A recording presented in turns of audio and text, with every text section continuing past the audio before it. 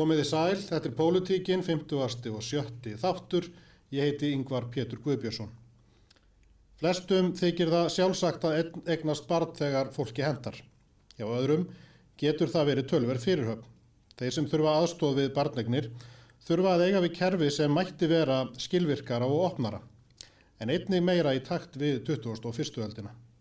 Ein þeirra sem þekkir það ferli af eigin raun Hildur Sverrisdóttir, lögfræðingur, aðstofamaður ráðherra og varaþingmaður, en Hildur var nýverið í blaðaviðtali þar sem hún ræddi sín mál opinskátt. Hildur gestur í Pólitíkin í þessari viku og ætlar að ræða þessi mál við mig. Vertu velkomin, Hildur. Takk fyrir að bjóða mér. Svona aðeins kannski í byrjun, ef þú segir okkur þína sögu í stuttu máli. Já, ég held að hún sé svo sem hvorki neitt brjálæslega áhugaverð, né dramatísk, né einstæmi, en svona kannski áhugaverð fyrir það sækir að vera svolítið svona kannski típisk og svolítið lýsandi fyrir það sem ég langaði svolítið að varpa ljósi á. Og það nú bara svona óskup hefðbundið að hafa einhvern veginn alltaf gert ráð fyrir það fyrsta að eignast börn. Það var eitthvað sem ég bara gekk út frá. En var ekki mjög mikið upptekin af, lengi vel. Það var einhvern veginn eitthvað sem átti einhvern veginn að gerast seinna. Svo kynnist ég manninu mínum, svona seinna í tilverunni eins og oft gerist. Og við vissum fljótt að við vildum gera þetta saman, að eignast barn. Og þá kemur bara mjög fljótt í ljós að það ekkert endilega svo sjálfsagt. Og þannig ég að nálgast fertugt og svona, en hef bara gerði einhvern veginn ráð fyrir því að þetta yrði í lagi.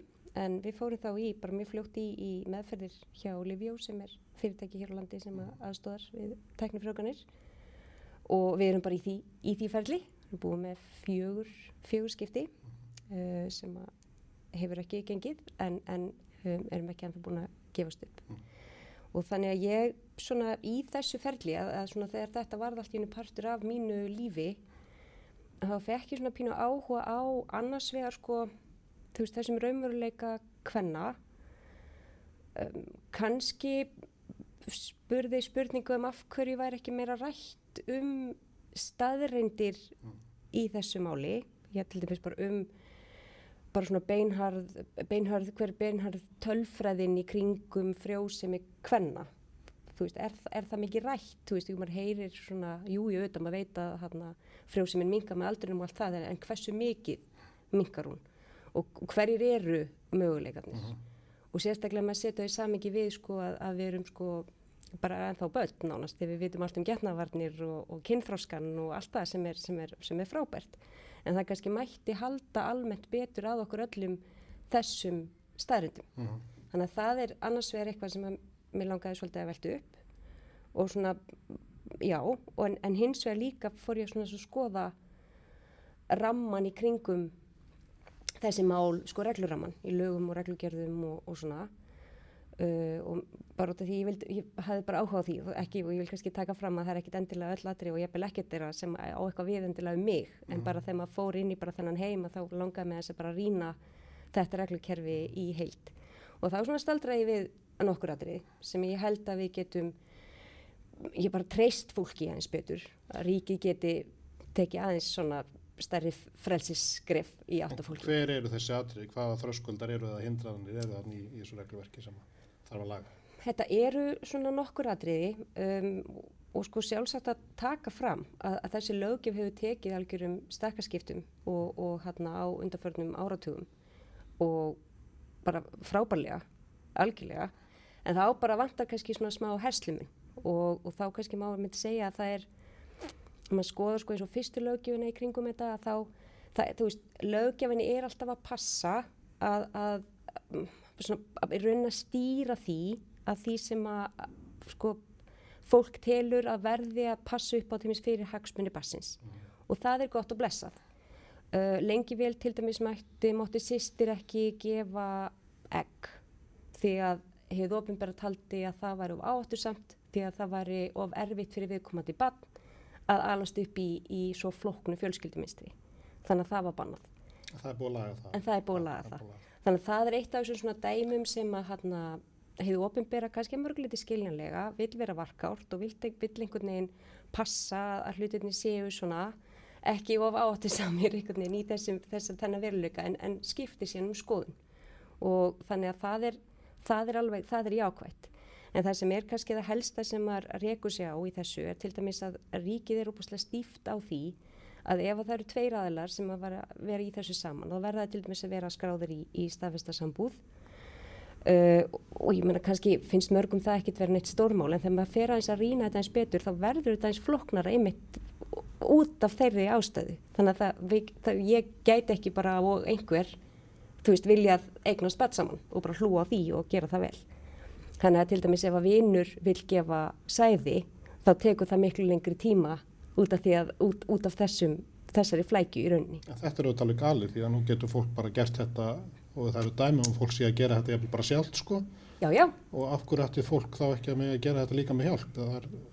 Það er fullorðið fólk sem veit hvað það er að fara að gera. Það er spurningin sem að ég til dæmis spyr mig og sérstaklega því að við vitum alveg að þetta ríkisvaldið blessunarlega er ekki mikið að skipta sér að því hvernig fólk án tæknilega ráðstofur er að eignast börn. Þannig að ég má ekki miskila mig að ég sé einhvern veginn að boða eitthvað jafnræði í því, alls ekki. Ég er meira að meina sko að ekki að þann veginn allavega. En það er sérstaklega til maður veit að fólk er alls konar og fjölskyldumynstur eru alls konar, að þá kannski er útgangspunkturinn ríkið á að treysta fólki fyrir því að vilja búa til barn og að hlúa að því og auðvita út af því að við búum í því frábæra samfélagi sem við búum og þar eru mjög margar reglur sem að passa upp á velferð barna, saman hvernig þau verða til eða í hvaða stöðum þau búa. Þú nefnir einmitt í viðtalinu að kerfið eigi að aðstoða fólk við barneignir og þá væntanlega erum við að tala að í þessum tilfellum það ekki að gera það. Er eitthvað fleiri slíkar hindranir sem þú sér þar sem að kerfið ekki að aðstoða eða gæti gert betur? Já, þetta er til dæmis, eins og þetta dæmi, það af því leiðir til dæmis líka ef viðkomandi par skilur og segjum sem svo að það sé bara í góðu og þau vilja gjarnan að annar hver aðilinn fá að nýta fósturvísi sem verður til í þeirra vegferð allri, þá til smá það ekki. Þannig að það er líka aftur svona spurninga, þá er ríkið að svona taka fyrir svona ákveðin sjálfsökunarrétt. Jafnvel þú báðir aðila séu algjörlega. Já, og jafnvel þótt að það er bara upplýst samþykti og gerður samningur þar og allt slíkt. Þetta er mis eitt dæmi. Svona áhugaverð úrelt fór að þess ekki. Já. Ekkur leiti allavega. Já, ég held það. Ég held allavega að það sé alveg vel athugandi að taka snúning á þessum atriðum. Og svo eru önnur atriði, ég var ekki í þessu ferli ein, en ef þú mætir kona sem er ein og vill fá gjafasæði og standi í þessu ein og hún þarf til dæmis að fara og hitta félagsfræðing. Ég set líka spurningamerki við það. Ef þú ert par þá þarf þess ekki, en þú ert til þess að vera skráður í sambúð. Það má ekki gefa til dæmis fósturvísi, svona ef ég bara telji upp þar sem maður rambar á. Það má gefa egg og það má gefa sæði, en það tekur eins og segja ákveðin tíma. En hins vegar til dæmis ef eitthvað par sem á fósturvísi og vill gjarnan að leyfa einhver annarri konu að njóta þess, eða alltaf ekki lengur að nota það sjálf eða hvernig svo sem það er, að þá til dæmis má það ekki. Og svona, það er svona, og allt þetta kannski, þetta hljómar kannski ekki eins og eitthvað stórmál og ég vil ítreka það að mörguleiti þessi rammi hér á landi utan þessi mál með ágætum. En hann má alveg vera eins betri og það má bara eins svona skipta fókus á í hvað hlutverki er ríkið þarna. Eða til þess að styðja og hjálpa eða er það of mikið að einhvern veginn að passa upp á eitthvað sem er bara óþarf að passa upp á? Já, ég meina ef að fólk á fósturvís og vill gefa hann, fólk má gefa börn, það er ekki bannað, fólk má ættleiða, en það er svona skilur maður ekki alveg ef allir við borðið eru bara fullkomlega sáttir og tilbúnir í þá vegferð. Já. Að gefa fósturvísi, af hverju óskapar mætti það ekki vera leyfilegt? Já, og ég bara tek hjartanlega undir þetta og mér finnst þetta að vera einn af þessum punktum sem að mér finnst að löggjöfin ætti að skoða betur og ég tala nú ekki að þegar maður er sjálfur búin að fara í gegnum þetta ferli, við verðum bara alveg heiðarlega og einlega með það að sko í þessu ferli, þessi fósturvísa sem verða til eru algjört gull og þarna er útrúlega skrítið að tala með þetta eins og einhverja vöru eða eitthvað stíkt, ég er ekki að því, en þetta er ekkert sjálfsagt og það er einhvern veginn að það megi ekki nýta það nema hjá viðkomandi aðila út frá einhverju sem er mjög hæpið svona rökstutt finnst mér í löggjöfinni, finnst mér eiginlega ótækt. Þú nefndir áðan að það væri svona ýmis atriði sem að fólk kannski bara vissi ekki og og væri svo að reyka sig á, þú nefnir einni í viðtalinu fræðslum frjósemismál sem þó rauninni þetta, ætti að vera hluta kynfræðslunni. Ég velti fyrir mér svona að þetta mjög áhugaverð pæling. Hvenær ætti á hvaða skólastigi ættu við að fara inn í það? Ætti það að vera strax bara 12-13 ára þegar að byrja í kynfræðslu eða jafnvel yngra í dag? Eða ættu við að gera þetta sem hluta framhaldsskólafræðslu? Af því að ég held að þetta sé alveg hárrétt að það sé eðlilegt í upplýstu samfélagi að fólk viti eitthvað meir þessi mál en bara hvað er að kaupa smokka eða hvernig úr þessu ótum pilluna sko. Einmitt, og það sko ég held að það sé algjörlega frábært að það sé haldið þessari kynfræðslu að börnum,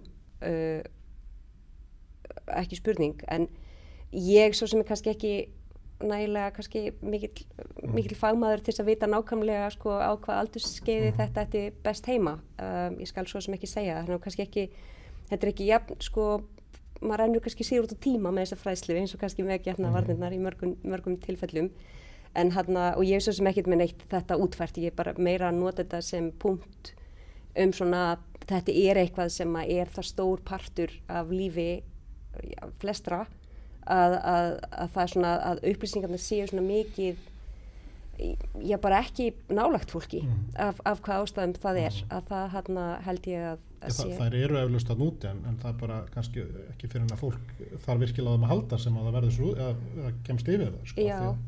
Af því það er ekki verið að fræða, það kannski vantar inn í ferlið. Já, og það er sko, og ég nefni líka í til viðtalinu að mér var leiðilegt að sjá þarna fyrir, ég held að sé 2 ár síðan að fyrir læknir af Livjó sem fer í forsíðuviðtali á Fréttablaðinu minni mig, þar sem hún að bara benda á þetta, að þú veist, það er einhver svona pínu miskilningur í gangi í samfélaginu þessi mál og fyrirsögnin var konur eru að koma á seint.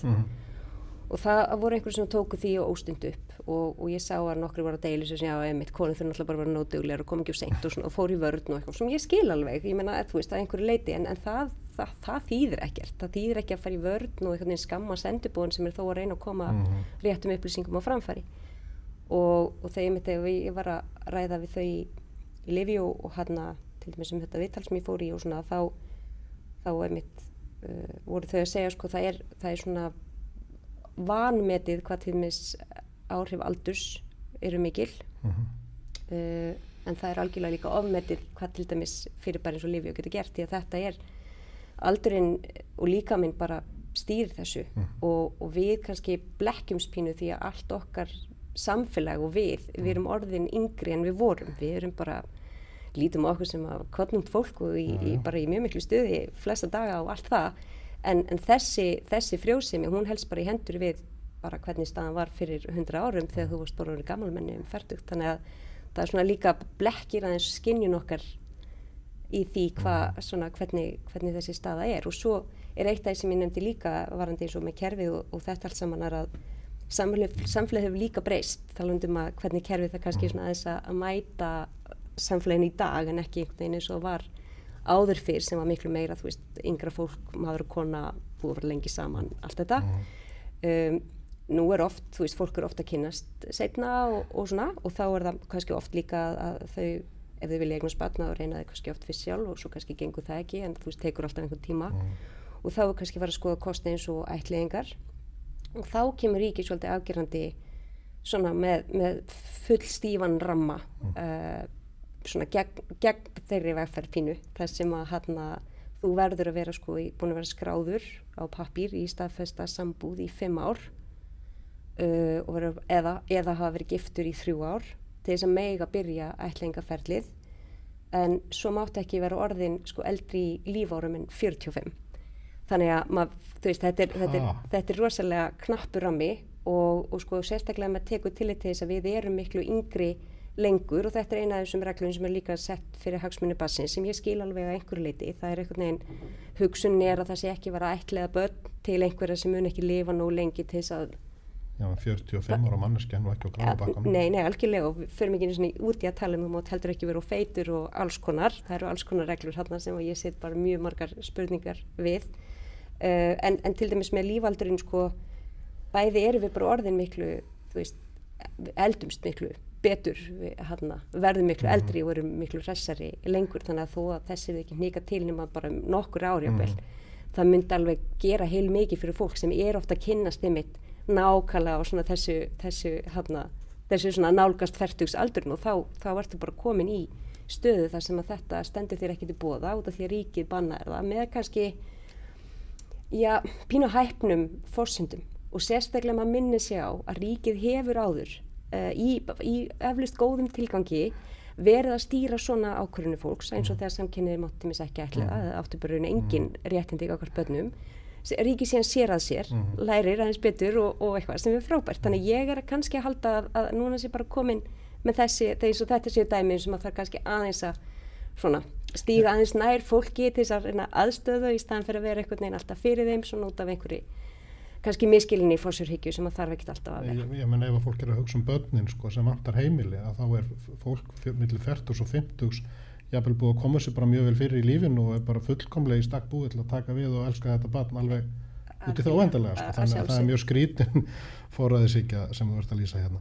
Nei, algjörlega og ég vil ekki sér líka á hreinu, ég meina auðvitað áttu við okkur því að þetta eru samningar, það eru lönd, þú veist, við erum að tala ættleiðingar utan á heimi að þá eru viðkomandi lönd sem að setja líka sína einn kríturíur og allt slíkt, ég átta mig á, ég er ekki í einhverju bara útópíu að þetta veri allt frábært eða veri hnika til einhverju reglum, þetta er samt líka spurningu hvað finnst Íslenska ríkinu þetta, hvernig, í hvað hlutverki vil það vera gagnvart sínu fólki, þú veist, það er rauninni svona grundvallar spurning.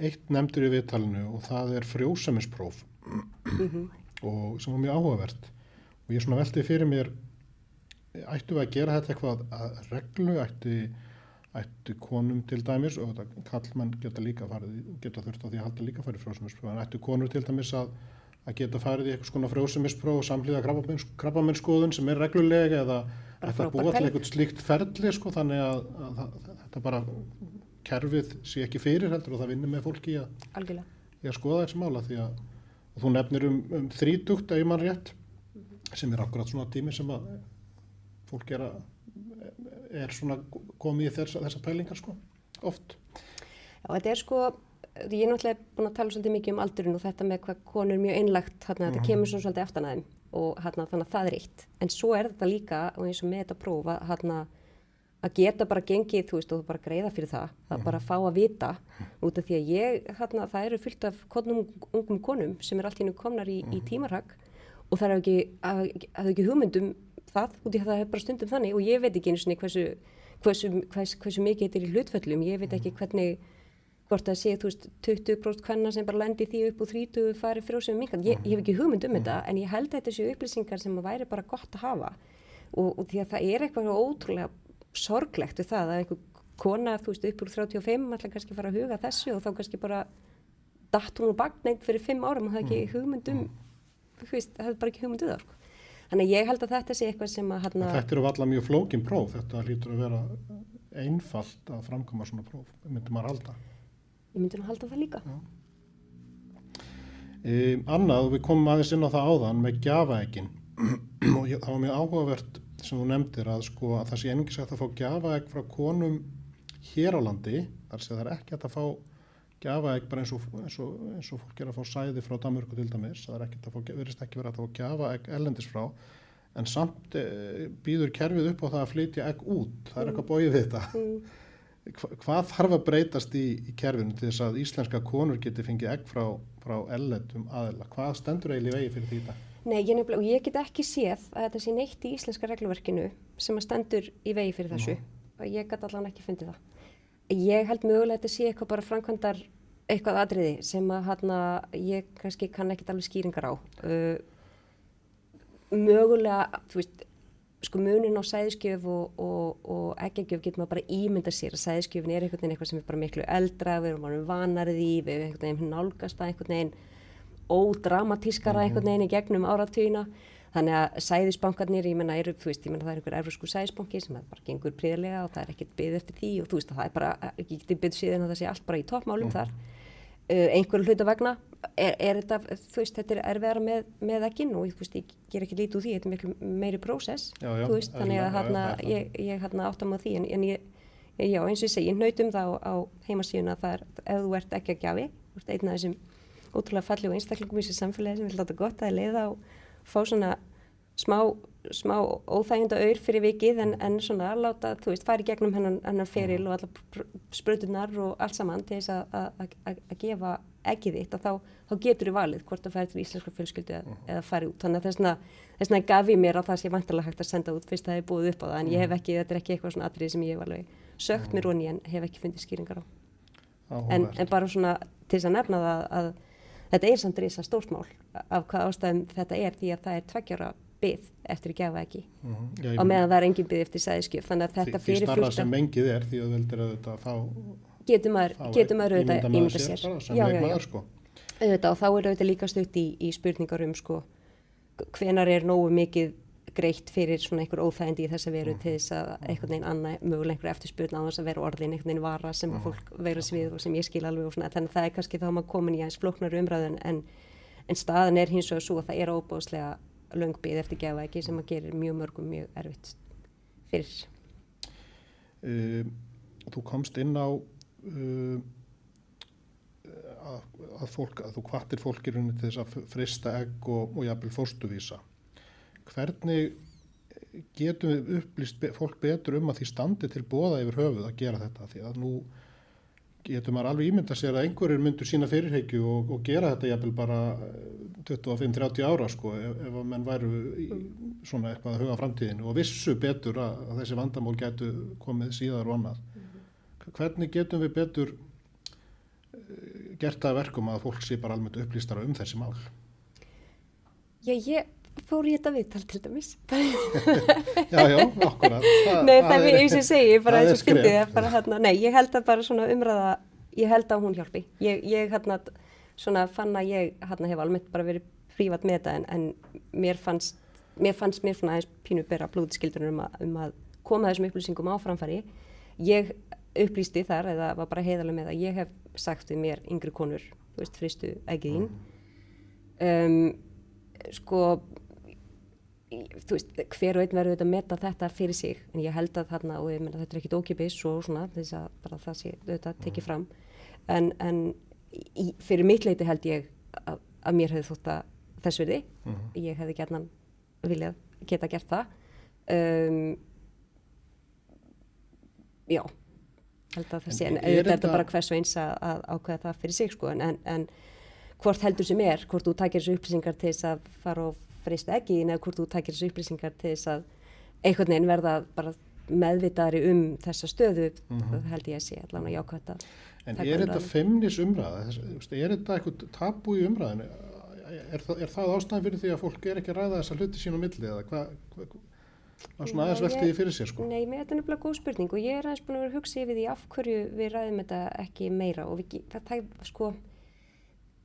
þetta er ekkit eitthvað þægileg umræða, ég get alveg verið heiðarlega með það, þetta er ekkit, þú veist, þetta er alveg smá, þú veist, maður er aðeins að opna sig svolítið upp á gátt í vikinu það alveg, en við erum samt, en ég er hérna, já nei, ég þarf enga þakkir sko, ég er bara verið heiðarlega með að þetta er, maður finnur alveg á sjálfum sér að þetta er svona, ekki eitthvað sem maður kannski er alveg svona ekkert mál að tala en ég er hins vegar almennt svona á þeirri skoðun svolítið að hlutlægur mælikvarði á því er ekkert til. Við erum bara annarkvort vörn einhverju eða ekki. Við getum talað getnaðarvarnir og pilluna eins og ekkert sé. En þetta er einhvern veginn viðkvæmara og ég held að það sé bara, þú veist, ég held að það sé ekkert út af því að, eins og ég segi, út frá einhverju mælikvarðum sé eitt erfiðara heldur en hitt. Þetta er bara, við erum óvanar því. Ég held að það hafi sögulegar skírskotun í að þetta sé feminismál. Og talandi það, ég meina þegar maður leiðir hugan að öllum þessum konum fyrir öllum þessum áratugum sem að bara það sem ekkert gekk og enginn vissin af hverju eða burðust með alls konar eitthvað skömm og vanlíðan og vanþekkingu með þetta allt saman, þú veist, það hefur verið hrikalegt, þannig að mörgu leyti erum við í algjörðu lúxustöðu núna, en ég held að smá saman hérna opnist á þessa umræðu, en það er eitthvað alveg skrítið við umræðu, ég skal alveg vera heiðarlega með það, en við þurfum bara... Já, því að þessu umræðu þarf ekki að vera tabú eða feimnið, þetta er bara alls ekki, sko. Nei, en ég held að bara því meira sem við ræðum þetta, það bara því betur hana komist við í æfingu með það. En ég held mögulega að þetta sé ekki bara eitthvað svona krútlega quirky feminismál og þetta hefur þar afleiðingar að það eru ekki réttar upplýsingar þarna úti. Þannig að það svona öllu verra. Þú komst aðeins inn á áðan að þetta kostaði og maður svona fyrir fólk sem að núti og að hlusta og glímir við þessi vandamál eða svona bara að skoða sín mál. Hvað kostar þetta ferli og hvernig kemur ríkið að því? Og svo svona kannski spurning út í bláinn. Ætti fólk að geta tryggt sig fyrir þessu, bara eins og að tryggja sig fyrir sjúkdómum? Já, það mjög áhugaverð spurning. Varðandi kostnaðinn þá hefur sú reglugerð tekið svona nokkra hringi í gegnum árin. Núna það svo að ríkið kemur nú alveg sæmilega myndarlega að þessu, eða finnst mér, ég ætla kannski ekki, það kannski einhverjum öðrum sem finnst eitthvað annað, en ríkið kemur allavega að þessu og núna á þann hátt að í fyrsta skiptið, við tökum fyrir tæknifrjóvgun, að fyrsta skiptið greiðir ríkið einungis 5%. En í annað, þriðja og fjórða skiptið 65%, en síðan ekkert eftir það. Og hver meðferð svona smá persónubundið, en almennt þetta svona 500.000 upp í 1.000.000, til dæmis ef það gjafa egg og svona með, hvert skipti. Þannig að þetta alveg þetta peningur. Ofan á það lyf sem alveg sæmilega dýr. En falla bara undir lyfjasystemið þar sem að þakið sem að Kristján Þór og Sjálfstæðisflokkurinn sett á hérna fyrir nokkrum árum sem mér finnst hann og við ekki nóg mikið kredit fyrir almennt í umræðum lyf, en það alveg, maður finnur fyrir því til dæmis í svona þegar maður fer með fljótt upp í þakið og borgar ekkert eftir það. Þannig að þetta alveg peningur, ég meina þetta eitthvað sem að alla fjölskyldur finna fyrir, mismikið auðvitað eins og gengur, en eins og ég segi, ríkið kemur að þessu svona með þessum hætti. Varðandi tryggingarspurninguna þá bara áhugaverð spurning. Það verðist vera hægt að tryggja sig fyrir svo mörgu og manni finnst þetta einhvern veginn. Já. Eitthvað sem að. Ég myndi nú bara halda að peningunum voru örugglega betur varið bara í að komast í einhvers konar tjekk til þess að vita svona sína stöðu. En ég ætla ekki að slá hendinu móti neinum góðum hugmyndum. Nei, það getur líka alveg bara akkurat kjarni málsins. Nú hafa íslenskar konur sótt þessa þjónustu erlendis og ég velti því fyrir mér, hefur þú hugleitt að gera það? Já, sko, ég hef heyrt alveg fjöldan af sögum og heyrt af konum og pörum sem að hafa kosið að fara út og þá alveg til alveg nokkura landa sem hefur heyrt af. Við höfum alveg hugsað okkur að mögulega gera það. Svo kom COVID, þannig að það bara svona eitt af þessum svona duldu afleiðingum COVID, til dæmis svona mál, út af því að þrátt fyrir eitt náttúrulega komast við komandi lands og sóttkvíin og það allt saman og svo náttúrulega bara, það bara biðraðir allstaðar og þetta var lokað og svona. En ég hef alveg heyrt, sko, og það sem ég hef heyrt og ég segi þá allar ábyrgðar að það sé kannski meira verið að fara ef það meira undirliggjandi vandi út af einhverju.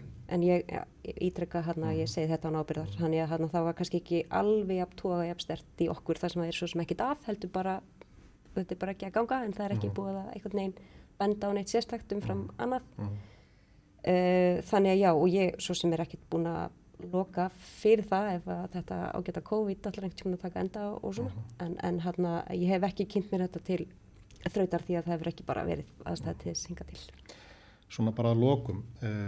Hver eru þín ráð til þeirra sem eru að horfa eða hlusta núna og eiga mögulega í vandræðum eða það hefur ekki gengið sem skildi að eignast börn og að velta þessu fyrir sér og vilja skoða sín mál?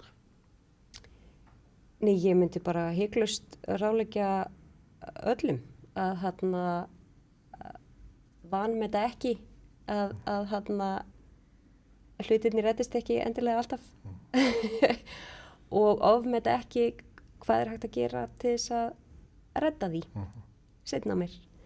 Þannig að ég svona heilt yfir, það mín ráðlegging og svo það auðvitað bara undir hverju meinum komið og viðkomandi aðstæðum hvort það að reyna að komast í eitthvað tjekk eða afla sér einhverja betur upplýsinga eða grípa til annarra ráðstafana. Við látum þetta verða loka orðin í þessum 50. og 7. þætti af pólitíkinni. Þakka þið fyrir að koma í þennan þáttildur og ræða þessi mál. Takk Þetta er fyrir. umræða sem ég held að megi opna ennþá meira. Takk fyrir að deila þinni sögu og gangið þið sem allra best með framhaldið. Ykkur sem hafið hort og hlusta þakka ég samfylgdina.